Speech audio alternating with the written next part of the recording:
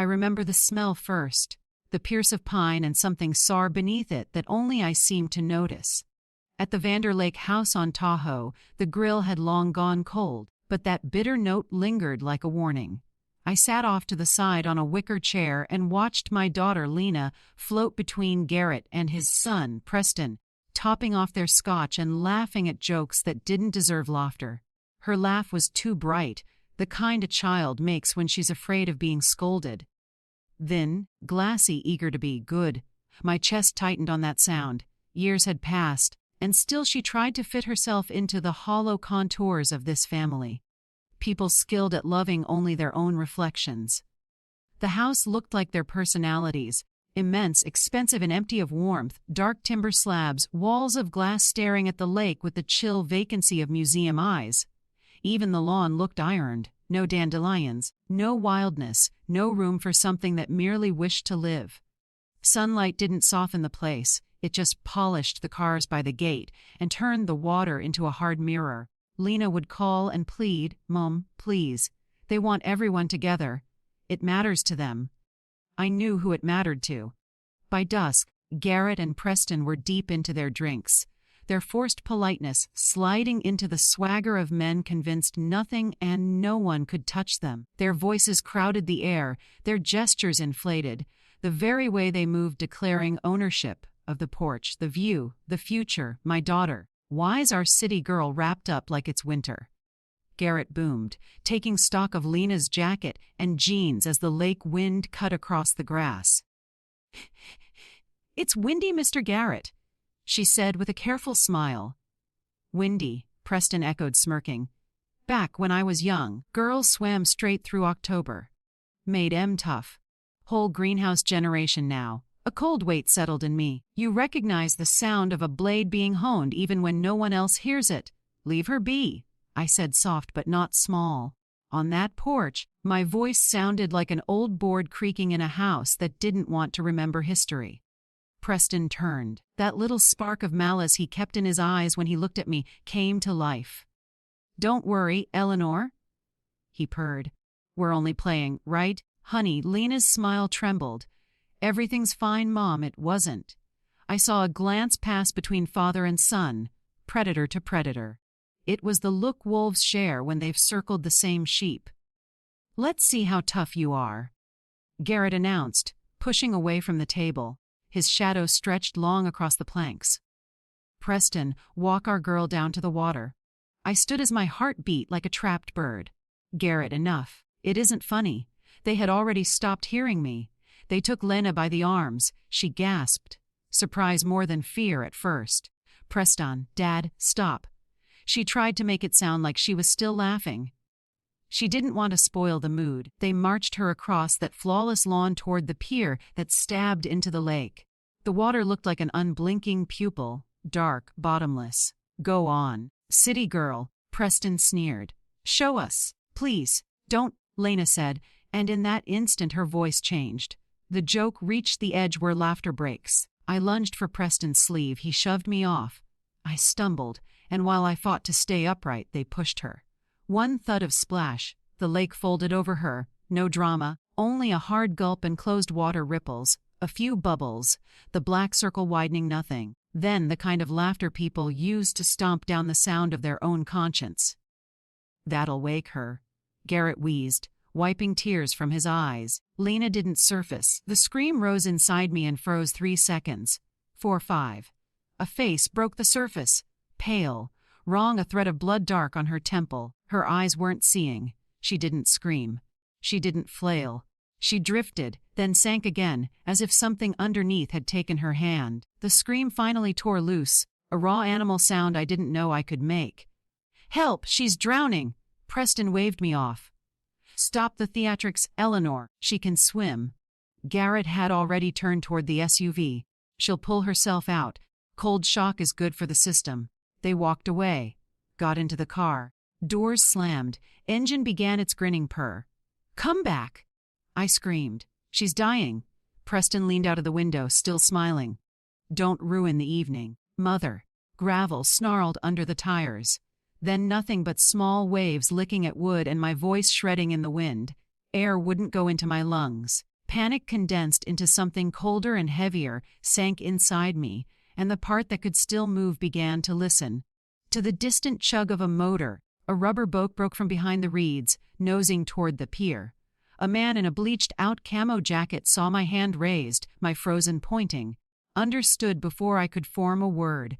He cut the engine, grabbed a hook, and worked with the careful speed of someone who knows lakes and how quickly they take. He caught her jacket. Hauled, nearly toppled, brought her up, dead blue. The ice inside me shattered into knives I had to hold. My fingers wouldn't obey, but I forced the phone to 911. I recited the address like I was reading it off a page. The fisherman breathed for her. I talked to the dispatcher. Pictures flickered through my head like someone else's family album.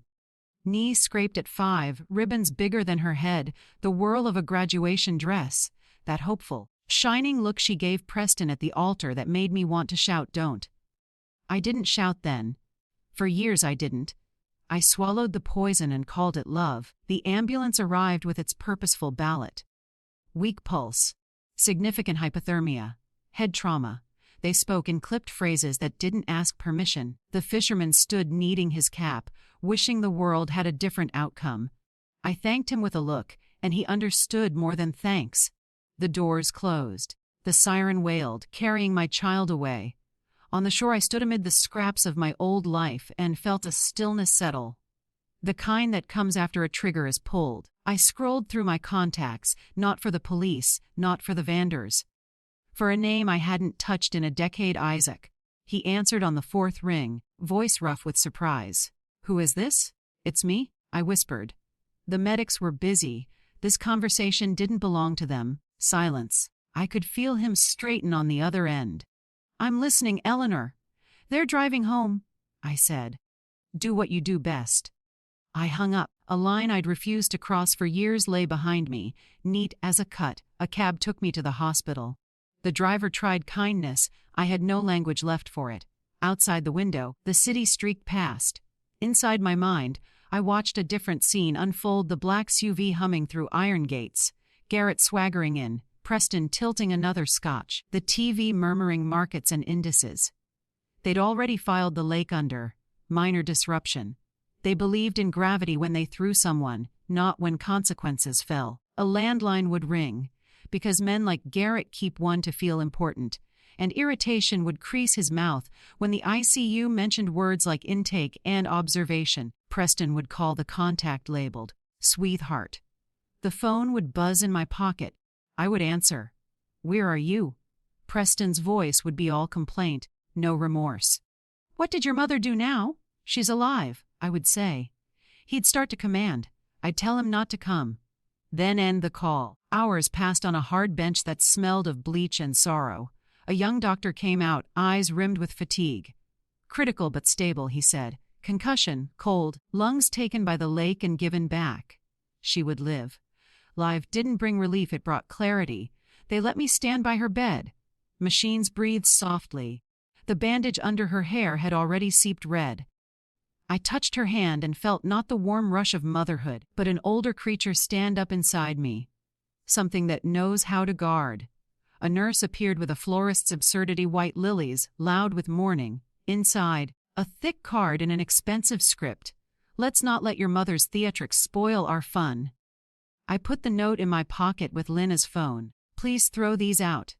I told the nurse. "My daughter is allergic." She blinked at me, at the waste, at the hardness. Pity and confusion shared her face. She thought grief had turned me strange. She wasn't entirely wrong. I spent the night outside ICU. I didn't pray. I didn't rehearse the horror. I planned. Isaac had once been the best bloodhound in print, too sharp for newsrooms that prefer their scandals tidy. He had cut where infection hid. It cost him everything. He'd learned how to live without credentials, but he never lost the scent. Morning brought the caffeinated haze of hospital corridors. And his call. "Found something," he rasped, rolling the words as if they burned. 22 years back, same lake. Garrett and a business partner, Malcolm Pierce, went out fishing. Only Garrett came home. Said Pierce was drunk and fell. Prop Scar took him under. Accident, case closed in a week. I felt the cold inside me grow a spine. I tracked down the detective. He went on. retired now. Keeps bees. They showed him a photo of his daughter and a bag of money. He signed off. Been sick with it ever since. He let that land, then added softly, Pierce had a son, kept letters. Weeks before he died, he wrote about Garrett edging him out of their company. Said he'd go to the DA. A week later, the lake did what money told it to. 1,000 vague alarms I'd ignored for years finally gathered themselves into a single, steady bell. Monsters sometimes live in daylight and shake your hand. What now? I asked. My voice could have been a metronome. Now, Isaac said. We stopped playing their game.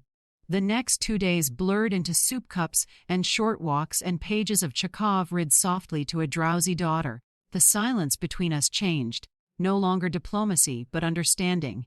She stopped defending them. Her quiet held condemnations that words would have diluted. Preston stopped calling. He assumed the old rhythm would reassert itself. She'd cool down, come home, smooth his edges, make it all easy.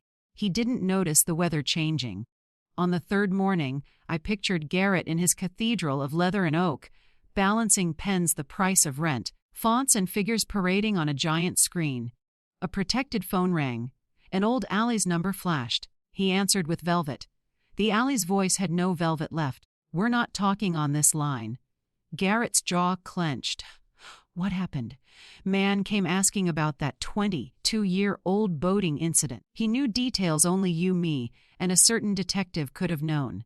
If this lands on my doorstep again, I won't be standing with you. Garrett hung up to a room with too little air. He called his son. Preston wandered in, still damp from the gym, annoyance tucked behind his eyes. Your mother-in-law, Garrett said slowly, tasting the words. Did she call anyone? Preston replayed the pier as if it were a minor inconvenience. She screamed a lot. Something finally dawned in Garrett. The quiet woman they'd mistaken for furniture had pressed a button. He began dialing through his private catalog of leverage. Promises, threats, checks. He tossed them like ropes from a sinking boat. People he'd made and fed discovered their legs. Lines went dead. Polite voices turned to iron. The machine he used to erase truth coughed and failed. Preston watched his father unravel and felt a new thing enter his bloodstream, fear with no exit. I didn't see any of it. I didn't need to. I recognized the pressure drop before a storm when the air tastes like metal and your skin knows the sky is about to come down. Lena dozed in sunlight for the first time in days. I slipped out and followed a memory through the hospital's under-roofed wing to a little library long ignored. The door creaked. Inside smelled like paper and time. Books were stacked wrong on a table. Shelves wore dust. I've been a librarian for 40 years. When the world turns jagged, order is a kind of prayer.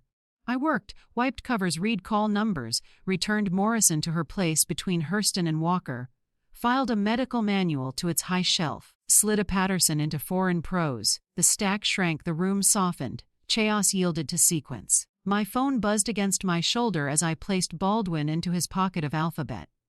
He's pacing like a caged thing, Isaac said, unhurried satisfaction beneath the calm.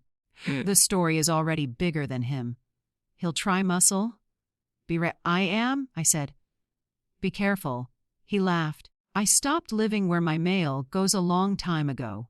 For the Vanders, desperation reached for the crudest tool left. Garrett rang his head of security, a man with a jaw like a doorstop and the imagination to match. They found Isaac's apartment, by the book, climbed 7 flights, broke the lock like a promise, and entered a set-piece dust, dead plant, stacked old papers. Their method echoed down the stairwell where tenants would tell stories later. The trap snapped quietly. The humiliation in its simplicity would sting most. Across town in a nondescript hotel, Isaac closed his laptop, then opened it again. On the screen, a blown WNDWICANHE SIMALAKATWERSOFPMPEOERTED no adjectives, just spine and receipts. Pierce's letters, a retired detective's regret recorded and transcribed, the fisherman's statement, a photograph of the obscene bouquet and its note, and the account of Lena's joke. He hit publish. Then he sent the blast national desks, regional TV, the DA, justice, the opinion makers who can smell blood miles out. For a few heartbeats the world paused, then his phone rattled to life. Calls stacked. Notifications avalanched. The act of breaking down a door became the loudest kind of confession. The internet did what it does when truth arrives with proof, and a villain obliges with spectacle. The Vander name mutated. Yesterday's sheen sloughed off and left what lived underneath. Isaac slid the laptop and phone into his bag and stood at the window while the city went about its indifferent chores. His part was over. The slow, heavy machinery of consequence would take it from here. A month later, dust meandered in the sunlight of an almost empty living room. Boxes were taped and labeled. On one, "In my daughter's careful, wobbly hand books, handle gently."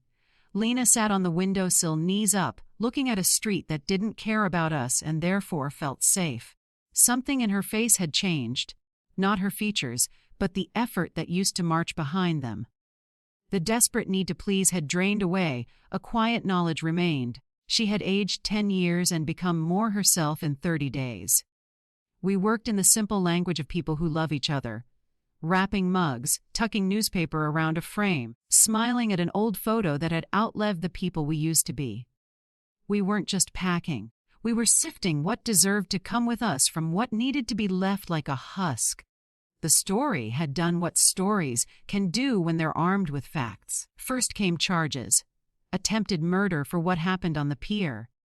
Then the lake reached backward and pulled up the old case. Garrett and Preston were led through courthouse doors under lights they couldn't control. Partners vanished. Accounts froze. Once their names opened rooms, now they shut them. We didn't watch every broadcast. We didn't feed on the outrage machine. Our war had ended when the truth went out. The rest was weather. Lena filed for divorce. It sounded like a door closing quietly in a house finally safe.